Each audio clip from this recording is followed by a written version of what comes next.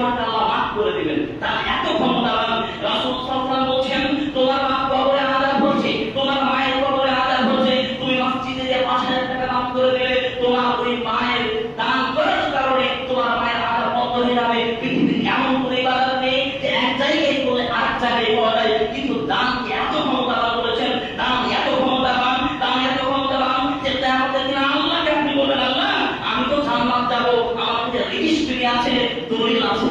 আল্লাহকে আপনি বলবেন, আল্লাহ আমি তো জান্নাত যেতে পারবো, কারণ আমি যে পৃথিবীতে দান করেছি, যারা দান করলো তাদের দলিল থাকবে, তাই আমাদের গর্ব করে বলতে পারবেন, আল্লাহ আমি পৃথিবীতে দান করেছি, আমি জান্নাত যেতে পারবো। কিন্তু দান এত শক্তিশালী, এত ক্ষমতাবান, এত শক্তিশালী, এত ক্ষমতাবান, তারপরে যদি তার স্বভাব না থাকে, তার দান কাজে আসবে না।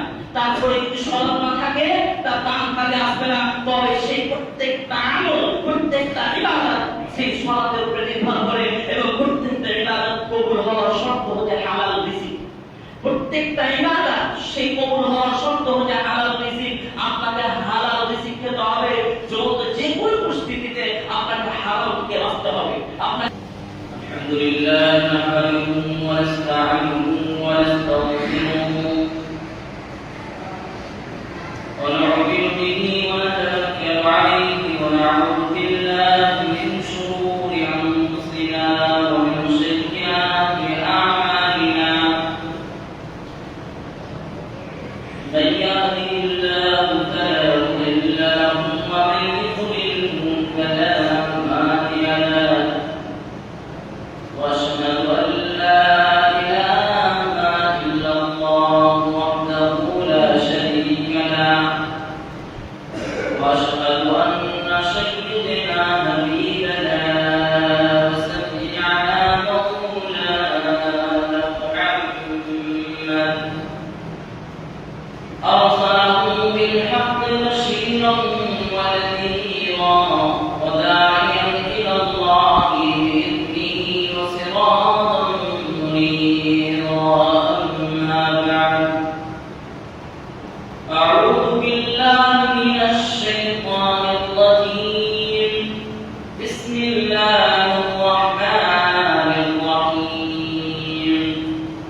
قاف والقرآن المجيد بل عجبوا أن جاءهم منذر منهم فقال الكافرون هذا شيء عجيب أإذا متنا وكنا ترابا ذلك رجع بعيد قد علمنا ما تنقص الأرض منهم وعندنا كتاب حفيظ بل كذبوا بالحق لما جاءهم فهم في أمر مريض أفلم ينظروا إلى السماء فوقهم كيف بنيناها وزيناها وما لها من فروج والأرض مددناها وألقينا فيها رواسي وأنبتنا فيها من كل زوج بهيج تبصرة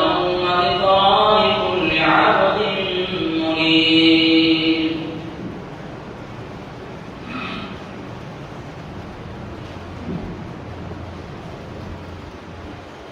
نحمده ونصلي على رسوله الكريم. أما بعد، أعوذ بالله من الشيطان الرجيم. بسم الله الرحمن الرحيم. يا أيها الناس كلوا مما في الأرض حلالا طيبا ولا تتبعوا خطوات الشيطان إنه لكم عدو مبين. عن أبي هريرة رضي الله تعالى عنه قال قال رسول الله صلى الله عليه وسلم يأتي على الناس الزمان لا يبالي المرء ما أخذ منه أمن الحلال أم من الحرام. الحديث. رب اشرح لي صدري ويسر لي أمري واحلل عقدة من لساني يفقهوا قولي. সমস্ত প্রশংসা আল্লাহর জন্য, যিনি আমাদের স্বর্গের সেরা সম্পদ করে সৃষ্টি করিয়াছেন, যিনার প্রশংসা করে, যিনার গুণগান করে আমরা কখনো শেষ করতে পারবো না। সে কথা আল্লাহ পাক রব্বুল আলামিন তিনি নিজেই তুলে ধরেছেন পবিত্র কোরআনে সূরা আল-ফাতর সূরা নম্বর 31 আয়াত নম্বর 17 ولو أن ما في الأرض من شجرة أقلام والبحر يمده من بعده سبعة أبحر ما نفدت كلمات الله এছাড়া পৃথিবী গাছের ডালগুলোকে যদি কলম বানানো হয় এবং পাতাগুলোকে যদি খাতা বানানো হয় সমুদ্র পানি সাত সমুদ্র পানিকে যদি কালিক বানানো হয় তবে আল্লাহর প্রশংসা দিতে শেষ করা যাবে না। আল্লাহর প্রশংসা কিছু করে রাখতে দ্বারাই শেষ করে তাকে সকল বলুন আলহামদুলিল্লাহ। তারপরে ধর্মের গুরু কর্মের পিতা আমিরাল্লাহ আব্দুল্লাহ নাইকুলের সম্মান আহমদ মুস্তাফা সকল বলুন সাল্লাল্লাহু আলাইহি ওয়াসাল্লাম যিনি ইসলাম খানাকে প্রচার প্রসার করতে গিয়ে কাফের কুরাইশদের কাছে লাঠির আঘাত পাথরের আঘাত খেয়েছেন। তারপরে তিনি সারা পৃথিবী আনাচে কমাচে ইসলামের কথা ছড়াচ্ছেন। তাই তার উপরে দরুদ ও সালাম হাজার হাজার লাখ লাখ কোটি কোটি বর্ষিত হোক। আল্লাহুম্মা সাল্লি আলাইহি আল্লাহুম্মা বারিক আলাইহি। সম্মানিত উপস্থিতি, আমি আপনাদের সামনে যে বিষয়বস্তু নিয়ে দাঁড়িয়েছি সেই বিষয়বস্তুটির নাম হচ্ছে হারাম ও হালাল। বর্তমান সমাজে হারাম এবং হালালের পার্থক্য মানুষ করে না। বর্তমান সমাজে হালাল এবং হারাম কোনটি মানুষ বাঁচে না। পৃথিবীতে যতগুলো ইবাদত আছে প্রত্যেকটা ইবাদত সমাজের উপরে নির্ভর করে। পৃথিবীতে যত ইবাদত আছে নাম থেকে নিয়ে সাধনা থেকে নিয়ে হজ থেকে নিয়ে যাবতীয় ইবাদত প্রত্যেকটা ইবাদত নামাজের উপরে নির্ভর করে। যদি আপনি লাখ কোটি কোটি টাকা যদি মানুষকে দান করেন, যদি আপনি হজ করেন, যদি আপনি প্রতিবেশীর সঙ্গে সৎ আচরণ করেন, যদি আপনি যাবতীয় আল্লাহর যে ইবাদত সব ইবাদত করেন, আর যদি সৎ না থাকে প্রত্যেকটা ইবাদত কোন ইবাদত কাজে আসবে না। কারণ প্রত্যেক ইবাদত সবের উপরে নির্ভর, প্রত্যেক ইবাদত সবের উপরে নির্ভর। সব যদি সঠিক থাকে যাবতীয় ইবাদত সঠিক হয়ে যাবে। সালাত যদি সঠিক না থাকে যাই করেন না কেন আপনি আপনার ইবাদত কবুল হবে না। তবে প্রত্যেক ইবাদত নির্ভর করে সবের উপরে এবং প্রত্যেক ইবাদত কবুল হওয়ার শর্ত হচ্ছে পবিত্রতা। প্রত্যেক ইবাদত কবুল হওয়ার শর্ত হচ্ছে হালাল রিজিক। হালাল রিজিক যদি আপনি ভক্ষণ না করেন, হারাম যদি আপনি খান, হারাম খেয়ে যদি শরীর তৈরি করেন, হারাম যদি আপনার পোশাক থাকে, হারাম যদি আপনার জীবিকা থাকে, হারাম যদি আপনার টাকা থাকে, হারাম যদি আপনার পানি থাকে, তবে কোন ইবাদত কবুল হবে না, সব কবুল হবে না, দান সাতটাও কবুল হবে না, কোন ইবাদত কবুল হবে না। কারণ প্রত্যেকটা ইবাদত নির্ভর করে সবের উপরে এবং প্রত্যেক ইবাদত কবুল হওয়ার শর্ত হচ্ছে পবিত্রতা। আপনাকে পবিত্রতা থাকতেই হবে। যদি আপনার রিজিক হারামের থাকে, রিজিক যদি হারাম না থাকে, সালাত কবুল হবে না, যাবতীয় ইবাদত কবুল হবে না। তবে প্রত্যেকটা ইবাদত নির্ভর করে পবিত্রতার মাধ্যমে। প্রত্যেকটা ইবাদত শর্ত হচ্ছে পবিত্রতা, হালাল রিজিক। হারাম খেয়ে কোন ইবাদত কবুল হবে না, কোন ইবাদত কবুল হবে না। রাসূল সাল্লাল্লাহু আলাইহি ওয়াসাল্লাম এবং আল্লাহ অনেক আয়াতের মাধ্যমে বলেছেন কোরআনে, এবং রাসূল সাল্লাল্লাহু আলাইহি ওয়াসাল্লাম অনেক হাদিসে বলেছেন। আল্লাহ রাব্বুল আলামিন বলেন, ইয়া আইয়ুহান নাস, হে পৃথিবীর মানুষ, কুলু মিম্মা ফিল আরদি হালালান তাইয়িবান ওয়া লা তাত্তাবিউ খুতুওয়াতিশ শাইতান। আল্লাহ রাব্বুল আলামিন বলেন, হে পৃথিবীর মানুষ, সারা পৃথিবীর মানুষকে ডেকে বলছেন যে তোমাদেরকে দুনিয়াতে যা রিজিক দিয়েছি, তোমাদের দুনিয়াতে যা আমি রিজিক দিয়েছি তা থেকে বৈধ এবং পবিত্রতা রিজিক ভক্ষণ করো। আল্লাহ রাব্বুল আলামিন এখানে দুটি বিষয় তুলে ধরেছেন, এক পবিত্র এবং বৈধ। প্রত্যেক পবিত্র রিজিক বৈধ হতে পারে না। সম্মানিত উপস্থিতি, দুটি কথা, এক পবিত্র থাকতে হবে এবং বৈধ থাকতে হবে। এমন এমন ক্ষেত্র ওই রিজিক পবিত্র কিন্তু বৈধ নয়। এমন হয়েছে ওই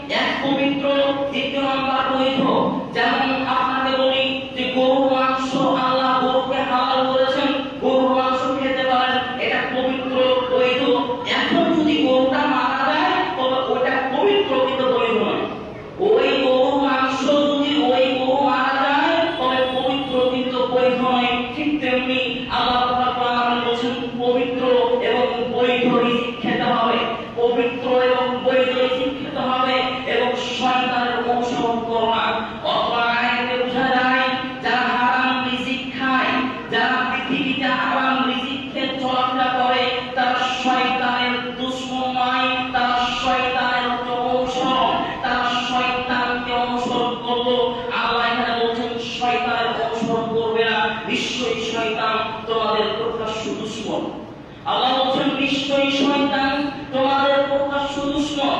অতএব এত আয়াত দ্বারা প্রমাণিত হয় যারা হারাম রিজিক ভক্ষণ করে, যারা হারাম খায় তারা শয়তানের বন্ধু, যারা হারাম খায় তারা শয়তানের অনুসরণ করে।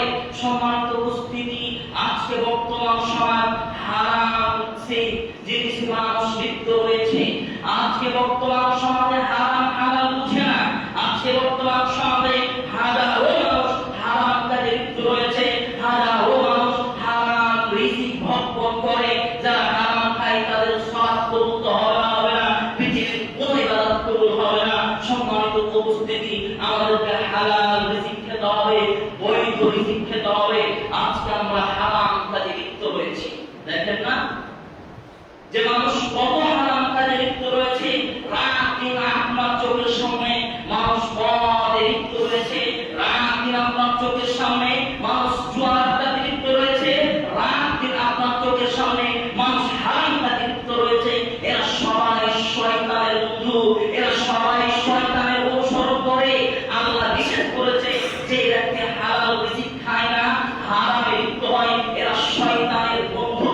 আল্লাহ এদেরকে ঘৃণা করে, কারণ আল্লাহ নিষেধ করলো যে হারাম রিজিক খেও না, হালাল রিজিক খেও, এবং শয়তানের পদ্ধতির অনুসরণ করো না, শয়তানের ধোঁকায় তোমরা পড়ে যেও না। আর শয়তান তো চায় যে এদেরকে জাহান্নামে নিয়ে যাবো, কারণ শয়তান তো আল্লাহকে চ্যালেঞ্জ করেছে। শয়তান তো আল্লাহকে চ্যালেঞ্জ করেছে যে আল্লাহ তোমার বান্দাকে আমি জাহান্নামে নিয়ে যাবো। শয়তান তো চাইবে এসো তোমরা হারাম কাজে লিপ্ত হও, হারাম রিজিক খাও, হারামে লিপ্ত হও, হারাম রিজিক খাও। শয়তান চাইবে, কিন্তু আজকে আমরা হারাম কাজে লিপ্ত রয়েছি। আজকে মদ, জুয়া, তাস, যাবতীয় যত হারাম কাজ মানুষ আজকে লিপ্ত রয়েছে। অতএব আল্লাহ নিষেধ করার পরে মানুষ ওই কাজই করে। সম্মানিত উপস্থিতি, আল্লাহ রাব্বুল আলামিন বলেন, ইয়া আইয়ুহাল্লাযীনা আমানু কুলু মিম্মা রাযাকনাকুম ওয়াশকুরু লিল্লাহি ইন কুনতুম ইয়্যাহু তা'বুদুন। আল্লাহ এখানে মুমিনদেরকে ডেকে বলছেন, ও বিশ্বাসীরা, যারা এক করে আল্লাহকে বিশ্বাস করেছো, যারা মুহাম্মদ সাল্লাল্লাহু আলাইহি ওয়াসাল্লামকে বিশ্বাস করেছো, তোমাদের যা রিজিক দিয়েছে, তোমাদেরকে আল্লাহ যা রিজিক দিয়েছে আমি তা থেকে বৈধ এবং পবিত্র তা রিজিক ভক্ষণ করো। আল্লাহ বলছেন তোমাদেরকে যা আমি জীবিকা দিয়েছি, তোমাদেরকে যা আমি রিজিক দিয়েছি তা থেকে পবিত্র এবং বৈধ রিজিককে আহার করো। অতএব তোমরা আল্লাহর শুকরিয়া করো যদি তোমরা আল্লাহর ইবাদত করে থাকো। এখানে আল্লাহ রাব্বুল আলামিন বলছেন, এই আয়াতের মধ্যে বলছেন পবিত্র এবং বৈধ রিজিক খেতে, পবিত্র খেতে হবে এবং বৈধ রিজিক খেতে হবে। এবং আল্লাহ বলছেন তোমরা আল্লাহর শুকরিয়া আদায় করো, তোমরা আল্লাহর শুকরিয়া জ্ঞাপন করো যদি তোমরা আল্লাহর ইবাদত করে থাকো। এখান থেকে স্পষ্ট বোঝা যায় যে যারা আল্লাহর ইবাদত করে তারাই আল্লাহর শুকরিয়া আদায় করে। যারা আল্লাহর ইবাদত করে তারাই আল্লাহর শুকরিয়া আদায় করে। একজন বেনামাজি যারা আল্লাহর ইবাদত করে না, একজন হারামখোর যারা হারাম ভক্ষণ করে, একে দেখবেন এরা আল্লাহর শুকরিয়া আদায় করে না। আর এরা কখনোই শুকরিয়া জ্ঞাপন করে না। যদি তাদেরকে জিজ্ঞাসা করা হয়, ভাই আপনি কেমন আছেন, তো উত্তরে বলবে মোটামুটি ভালো আছি, কারণ এরা শুকরিয়া ওঠে না। আল্লাহ তো বলে দিচ্ছে যারা আল্লাহর ইবাদত করে তারাই আল্লাহর শুকরিয়া আদায় করে।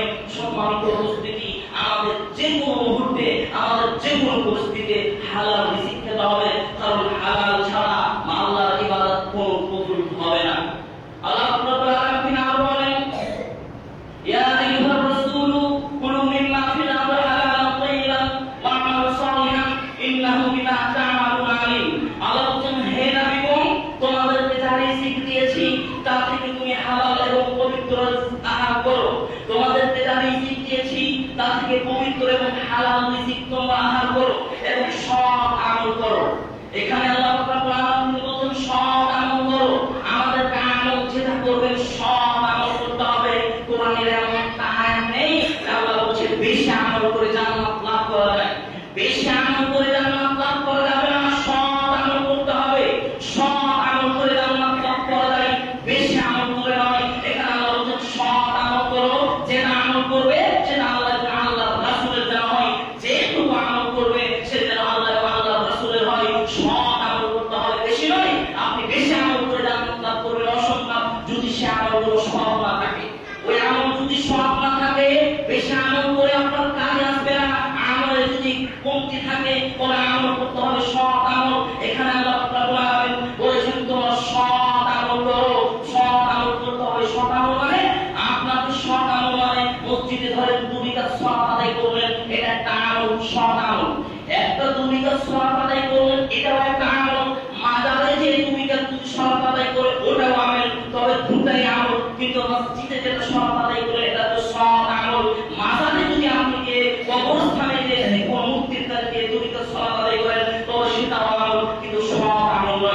সেটা আমার মধ্যে সব আমল নয়। আর একদম ফকির মিসকিনকে 5 টাকা দান করলেন, এটাও আমল। কোন মাজারে যে 10 টাকা দান করলেন, এটাও আমল। কিন্তু মাজারে টাকা দেওয়াটা সব আমল নয়। ফকির মিসকিনকে দান করলেন, এটা সব আমল। আমাদেরকে সব আমল করতে হবে, আমাদেরকে সব আমল করতে হবে এবং হালাল রিজিক খেতে হবে।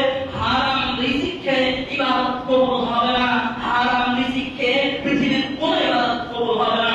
সম্মানিত উপস্থিতি, আল্লাহ রাব্বুল আলামিন নবী বলেন যে উযু ছাড়া যেমন সালাত আদায় কবুল হয় না, উযু ছাড়া যেমন সালাত কবুল হয় না, হালাল ছাড়া আল্লাহর ইবাদত কবুল হয় না। উযু ছাড়া যেমন সালাত হয় না, হালাল রিজিক ছাড়া পৃথিবীর কোনো ইবাদত কবুল হবে না। হালাল রিজিক ছাড়া দান আল্লাহর নিকটে গ্রহণযোগ্য হবে না। হালাল রিজিক ছাড়া হজ আল্লাহর নিকটে গ্রহণযোগ্য হবে না। হালাল রিজিক ছাড়া মানুষের সঙ্গে সব আমল করলেন, ফকির মিসকিনের পাশে দাঁড়াবেন, হালাল রিজিক ছাড়া কবুল হবে না। আল্লাহ রাব্বুল আলামিন রাসূল বলছেন, সম্মানিত উপস্থিতি, পৃথিবীর মধ্যে সবচাইতে বড় ইবাদত হচ্ছে দান সদকা। হালাল রিজিক খেতে হবে। রাসূল সাল্লাল্লাহু আলাইহি ওয়াসাল্লাম বলছেন যে পৃথিবীতে মানুষদের সামনে এমন একটা পরিস্থিতি আসবে যে মানুষ হারাম হালাল পরোয়া করবে না।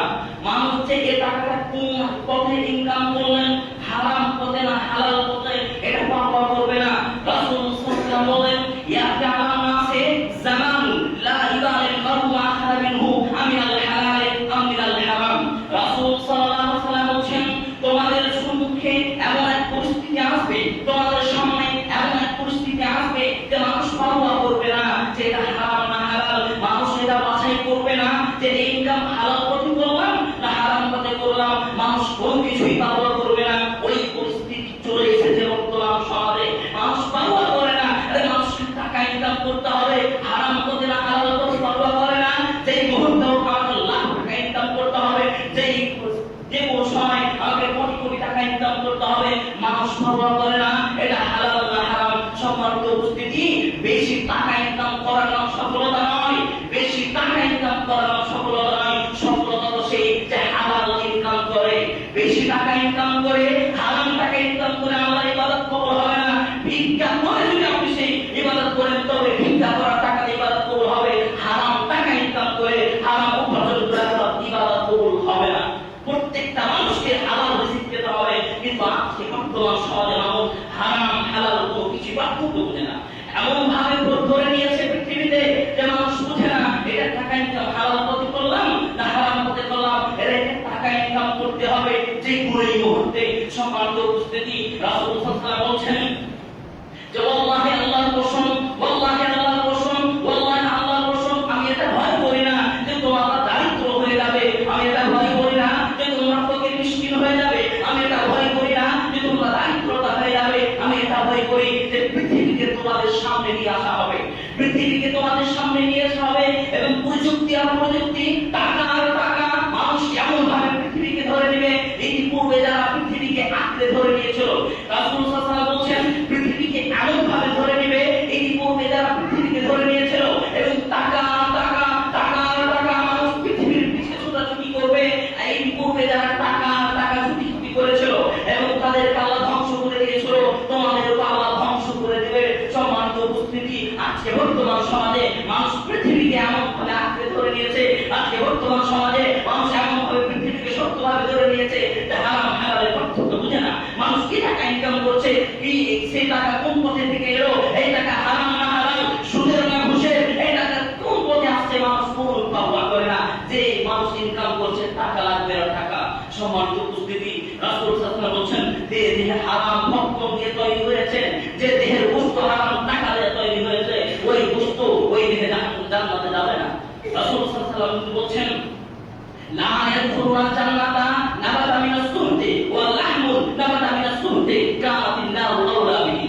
রাসূল সাল্লাল্লাহু আলাইহি ওয়াসাল্লাম বলেন লা ইয়াদখুলুল জান্নাতা লাহমুন, যেই বস্তু হারাম ভক্ষণ দিয়ে তৈরি, যে বস্তু হারাম টাকা দিয়ে তৈরি, ওই দেহে জান্নাতে যাবে না। আল্লাহ রাব্বুল আলামিন বলেন লা ইয়াদখুলুল জান্নাতা লাহমুন নাবাতা মিনাস সুহতি ওয়া কুল্লু লাহমিন নাবাতা মিনাস সুহতি কামাতিন নারু আওলা বিহি। যেই দেহে সেই বস্তু তৈরি হয়েছে হারাম টাকা দিয়ে, ওই দেহে জান্নাতে যাবে না। তার জন্য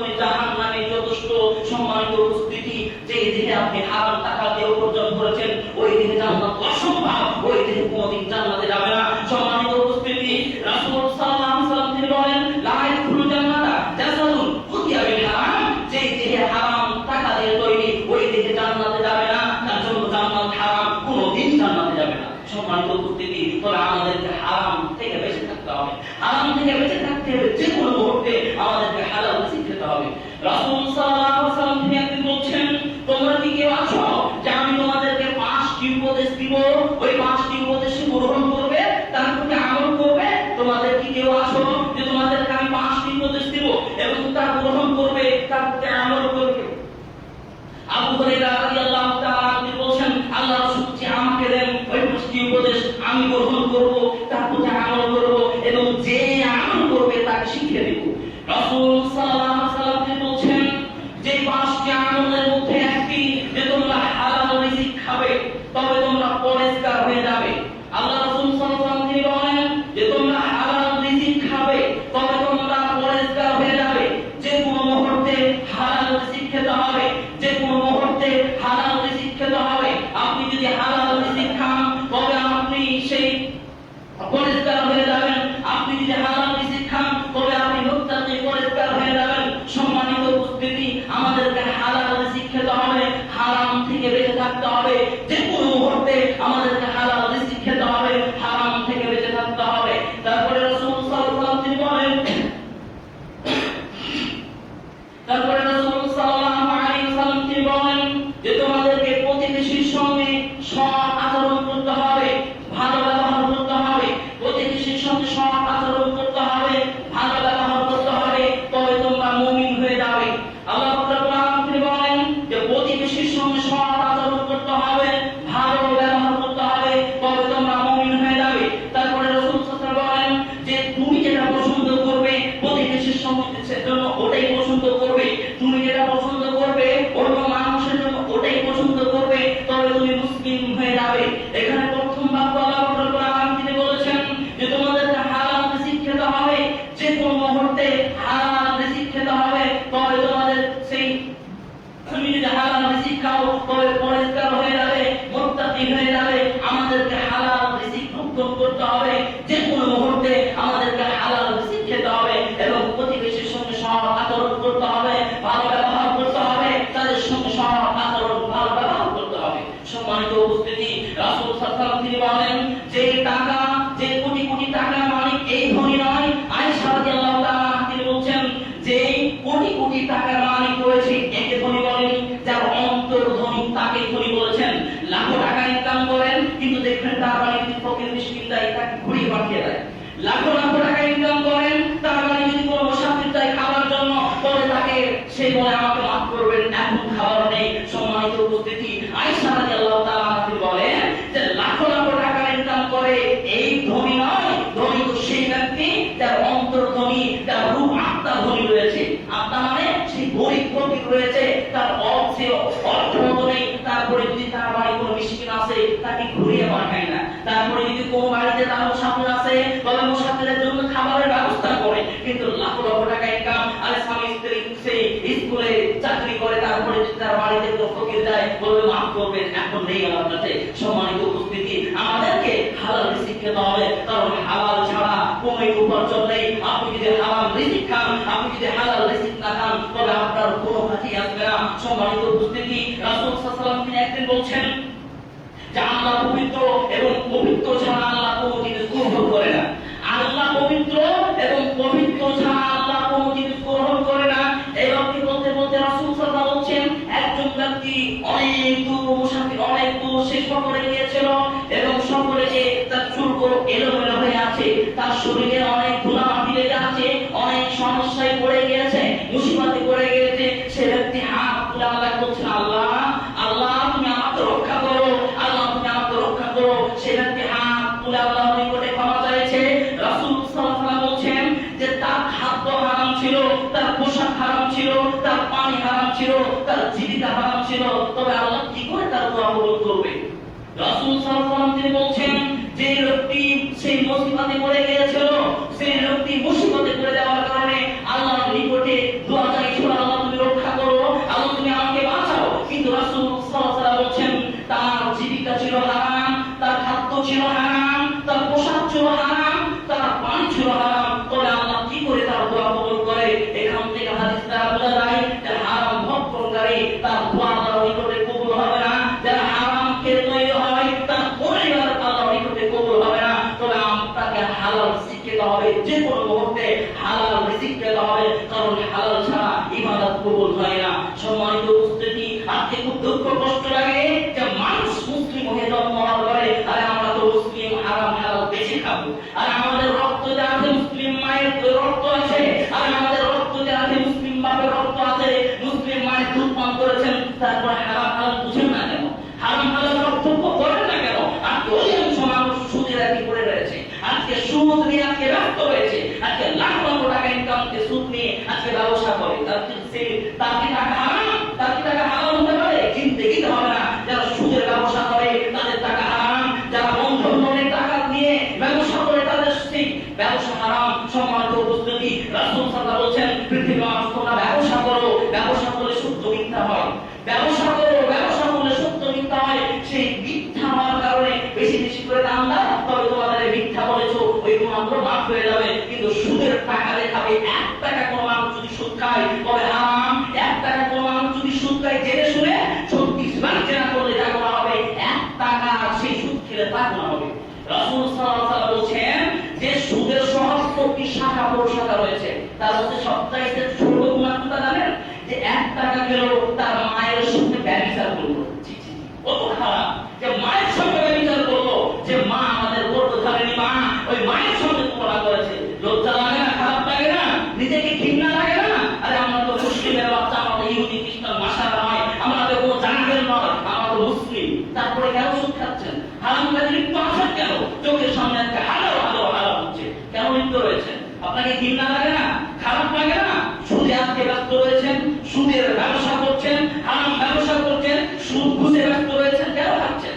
আল্লাহ রাব্বুল আলামিন হারাম করেছেন। সম্মানিত উপস্থিতি, যে কোনো মুহূর্তে আমাদেরকে হালাল রিজিক খেতে হবে, যে কোনো মুহূর্তে হালাল রিজিক খেতে হবে। হারাম রিজিক খেয়ে আপনার ইবাদত আল্লাহর নিকটে কবুল হবে না। হারাম রিজিক খেয়ে আল্লাহর নিকটে আপনার ইবাদত কবুল হবে না। যে কোনো মুহূর্তে আপনাকে হালাল রিজিক খেতে হবে। রাসূল সাল্লাল্লাহু আলাইহি ওয়াসাল্লাম তিনি কিভাবে কি করতেন? রাসূল সাল্লাল্লাহু আলাইহি ওয়াসাল্লাম কিভাবে তিনি হারাম থেকে বেঁচে থাকতেন? একদিন রাসূল সাল্লাল্লাহু আলাইহি ওয়াসাল্লাম রাস্তা দিয়ে যাচ্ছেন, যেদিকে যেতে দেখছেন একটা খেজুর পড়ে রয়েছে। তো রাসূল সাল্লাল্লাহু আলাইহি ওয়াসাল্লাম বলছেন যে খেজুরটা খাওয়ার আমার আকাঙ্ক্ষা উঠেছিল, তো আমি সংকল্প করলাম হতে পারে যাকাতের মাল না হলে সাদকার মাল। কারণ রাসূল সাল্লাল্লাহু আলাইহি ওয়াসাল্লামের উপরে যাকাতের মাল, সাদকার মাল হারাম ছিলেন, তার বংশধরের উপরে, তার গোলামের উপরে হারাম ছিলেন। এই জন্য রাসূল সাল্লাল্লাহু আলাইহি ওয়াসাল্লাম বলছেন যে রাস্তা দিয়ে হেঁটে হেঁটে যাচ্ছেন, দেখছেন একটা খেজুর পড়ে, তো রাসূল সাল্লাল্লাহু আলাইহি ওয়াসাল্লামের আকাঙ্ক্ষা হলো খেজুরটা খাবো, কিন্তু সন্দেহ ঢুকে গেল যদি এটা যাকাতের মাল হয়, যদি এটা সেই সাদকার মাল হয়, তখন তো আমার জন্য হারাম। ওই জন্য রাসূল সাল্লাল্লাহু আলাইহি ওয়াসাল্লাম খেলেন না।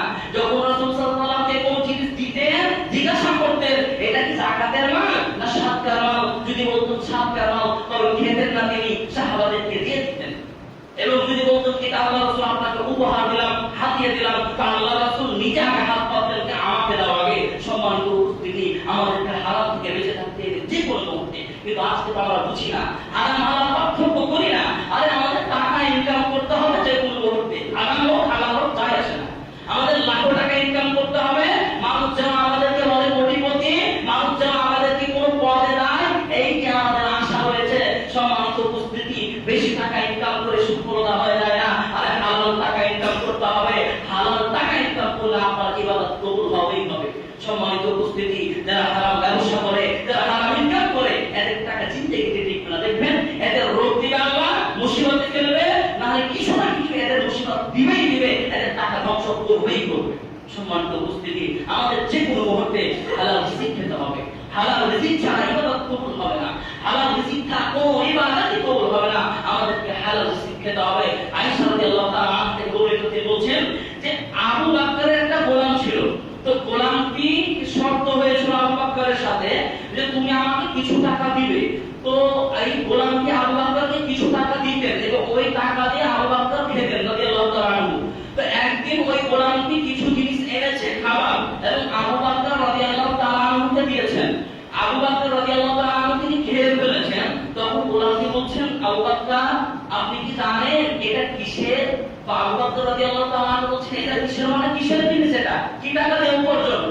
ওই গোলামটি বলছে আল্লাহর রাসূল আমি জাহেলিয়াতের জামানায় আমি গণকগিরি করতাম, জাহেলিয়াতের জামানায় গণকগিরি করতাম, কিন্তু আমি গণক জানতাম না, মানুষের সাথে প্রতারণা করতাম, মানুষের সঙ্গে বিশ্বাসঘাতক করতাম। তো আমি ওই জাহেলিয়াতের জামানায় গণকগিরি করতাম, মানুষের মানুষের সাথে প্রতারণা করতাম, আমি কমপ্লিট জানতাম না। ওই সময় করেছিলাম, হঠাৎ দেখা পড়ে গেল। তো ওই লোকটি আমাকে টাকা দিয়েছে এবং এই টাকা দিয়েই আমি খাদ্য এনেছি। যখনই আমার ঘোষণা, আবু বকর নিজের সেই মুখে হাত ধরে সেই বমি করে প্রত্যেক সমস্ত খাবারকে উগলে দিয়েছেন।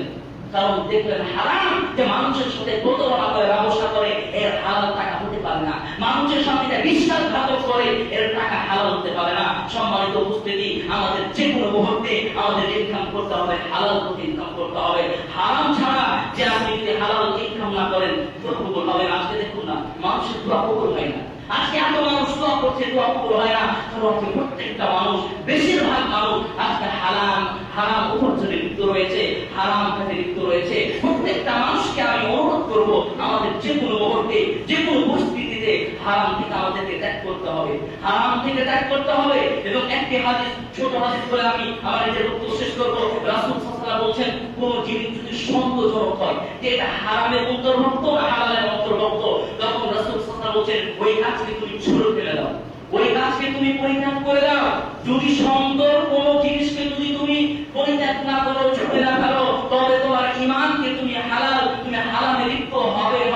রাসূল সাল্লাল্লাহু আলাইহি ওয়াসাল্লাম বলছেন যদি সন্দেহজনক থাকে তবে ওই কাজ করিও না, ওই কাজ থেকে তুমি ছুঁড়ে ফেলে দাও। যদি সন্দেহ জিনিসকে তুমি যদি পরিহার না করো, তুমি যদি ওই জিনিসটাকে তুমি যদি সেই করে নাও, তবে তুমি হারাম কাজে লিপ্ত হয়ে গেলে। হাদিস থেকে স্পষ্ট বোঝা যায় কোন জিনিস সন্দেহজনক যে এটা হারামের অন্তর্ভুক্ত না হালালের অন্তর্ভুক্ত, সিদ্ধান্ত নিতে পারছেন না এটা হারাম হবে না হালাল হবে, ওই সময় ওই জিনিসকে আমাদেরকে ত্যাগ করে দিতে হবে, ওই সময় আমাদের ওই জিনিসকে ত্যাগ করে দিতে হবে।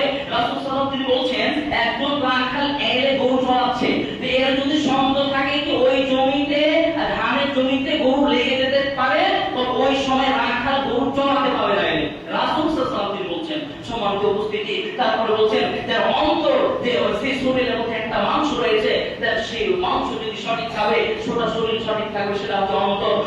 অন্তর যেদিকে নিয়ে যাবে সেদিকে যাবে। অন্তরে যদি বলে ব্যবসা করবো, ব্যবসা করতে পারবে, অন্তরকে আমাদের সঠিক রাখতে হবে। আল্লাহ শেষের বলা দোয়া করি, আল্লাহ যারা হারাম কাজে লিপ্ত রয়েছে, যারা হারাম কাজে লিপ্ত রয়েছে, আল্লাহ তুমি তাদেরকে হিদায়াত দান করো। আল্লাহ যারা এখন পর্যন্ত হারাম কাজে লিপ্ত রয়েছে, আল্লাহ তোমার সালাত আদায় করতে পারে না, তোমার ইবাদত করতে পারে না, আল্লাহ তুমি তাদেরকে তৌফিক দান করো। আল্লাহ যারা কবরবাসী রয়েছে, আযাবে গ্রেফতার রয়েছে, আল্লাহ তুমি তার আযাবকে রক্ষা করো, মাফ করে দাও। আল্লাহ কোন মানুষ যদি অসুস্থ রয়েছে, আল্লাহ তুমি তাকে শিফা দান করো। আল্লাহ প্রত্যেকটা মানুষকে সেই ঈমানের খেলাতে লিপ্ত করো। আমিন। ওয়া আখিরু দাওয়ানা আলহামদুলিল্লাহি রাব্বিল আলামিন।